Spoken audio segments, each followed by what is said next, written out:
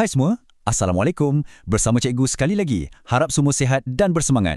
Okey, hari ini kita akan terjah bab yang pertama sekali dalam silibus Sejarah Tingkatan 3 iaitu Kedatangan Kuasa Barat. Ini bab asas yang sangat-sangat penting untuk kita faham perjalanan sejarah negara kita. Dah sedia? Jom kita mula. Okey, cuba kita mulakan dengan satu soalan besar ni. Pernah tak korang terfikir, kenapa negara kita ni dari dulu lagi jadi macam hotspot, jadi rebutan kuasa-kuasa besar dari Eropah? Apa yang istimewa sangat sampai diorang sanggup datang dari jauh? Persoalan inilah yang akan jadi kunci kepada keseluruhan bab ni. Tapi kan, sebelum kita nak faham kenapa orang luar datang, kita kena kenal dulu keadaan negara kita sendiri pada masa tu. Dan fakta yang paling penting untuk kita tahu ialah negara kita sebenarnya bukanlah sebuah negara yang mundur atau berpecah belah. Sebaliknya, kita dah ada satu sistem yang sangat stabil dan ekonomi yang cukup makmur. Jom kita tengok bukti-buktinya. Cuba tengok betapa kemas dan tersusunnya struktur pentadbiran kita dulu. Macam piramid kan? Sangat sistematik. Dekat puncak sekali, kita ada sultan atau raja. Baginda bukan sahaja pemerintah, tapi juga lambang kedaulatan negeri. Di peringkat tengah, ada para pembesar yang jaga daerah atau jajahan. Merekalah yang uruskan cukai dan keamanan. Dan di peringkat paling asas, iaitu di kampung-kampung, kita ada penghulu. Penghulu inilah orang tengah antara pembesar dengan rakyat.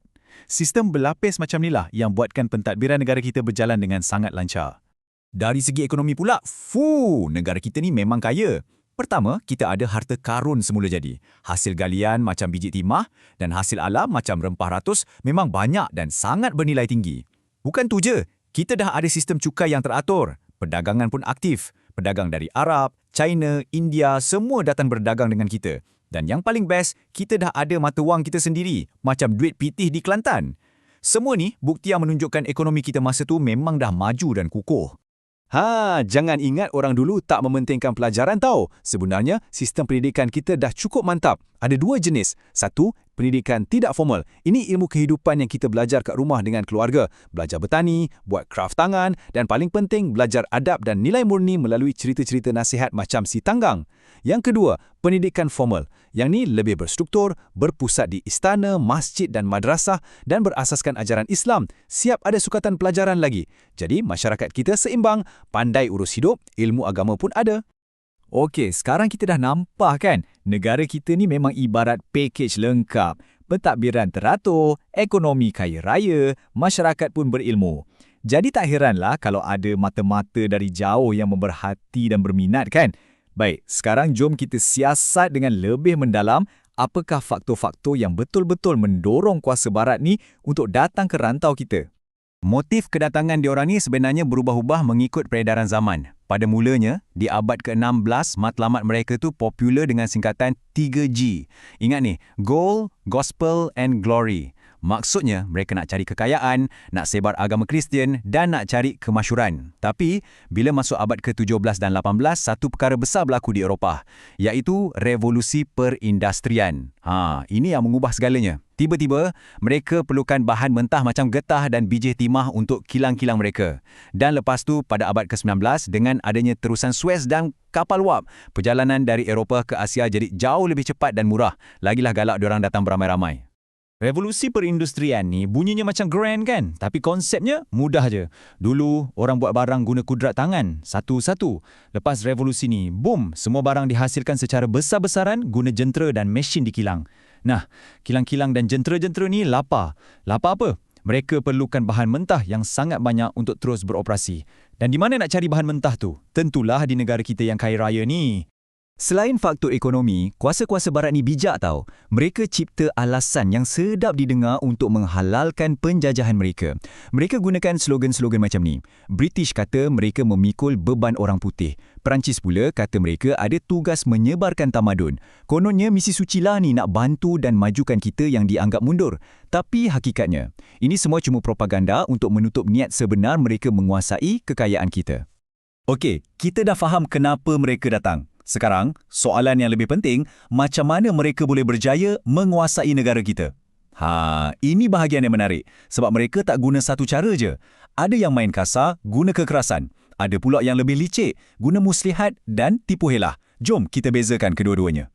Kat sini kita boleh nampak dengan jelas ada dua gaya permainan yang berbeza. Kuasa macam Portugis dan Belanda, diorang ni lebih suka main direct. Guna serangan fizikal, guna tentera, tembak, tawan, macam yang terjadi pada Melaka. Matlamat diorang jelas, nak takluk terus. Tapi British ni lain macam sikit.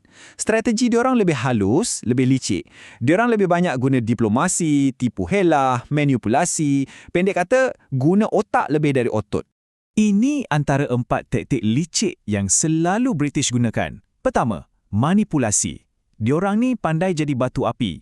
Bila nampak ada pembesar kita berebut tahta, diorang akan masuk campur, sokong satu pihak, lepas tu tuntut balasan. Kedua, tipu helah. Contoh paling klasik, macam mana Francis Light dapatkan Pulau Pinang. Ketiga, ugutan dan desakan. Mereka akan paksa Sultan untuk terima penasihat British yang kita panggil resident. Dan akhir sekali, perjanjian. Mereka akan ikat pemerintah kita dengan perjanjian-perjanjian yang syaratnya berat sebelah dan hanya menguntungkan mereka. Baik, kita dah sampai ke penghujung bab ni. Kita dah lalui banyak fakta penting. Sekarang, jom kita ikat semua maklumat ni supaya lekat dalam kepala. Ini bahagian rumusan, jadi bagi tumpuan penuh ya. Jadi, ada 4 perkara utama yang korang wajib ingat. Pertama, negara kita dah pun stabil dan makmur sebelum penjajah datang. Itu fakta. Kedua, sebab kedatangan Barat berubah dari 3G kepada keperluan kilang akibat revolusi perindustrian. Ketiga, strategi mereka tak sama. Ada yang ganas, ada yang licik. Dan yang paling-paling penting, nombor 4, justru kerana kestabilan dan kemakmuran kita itulah yang menjadi magnet utama menarik mereka ke sini. Sebagai penutup, cikgu nak tinggalkan satu soalan untuk kita semua rendungkan bersama. Kalau kekuatan, kestabilan dan kekayaan kita sendiri yang menjadi punca utama kita dijajah, apakah pengajaran paling besar yang boleh kita ambil daripada sejarah ini untuk membina masa depan negara kita? Fikir-fikirkan. Itu sahaja perkongsian kita untuk bab ini. Jumpa lagi dalam sesi akan datang. Assalamualaikum.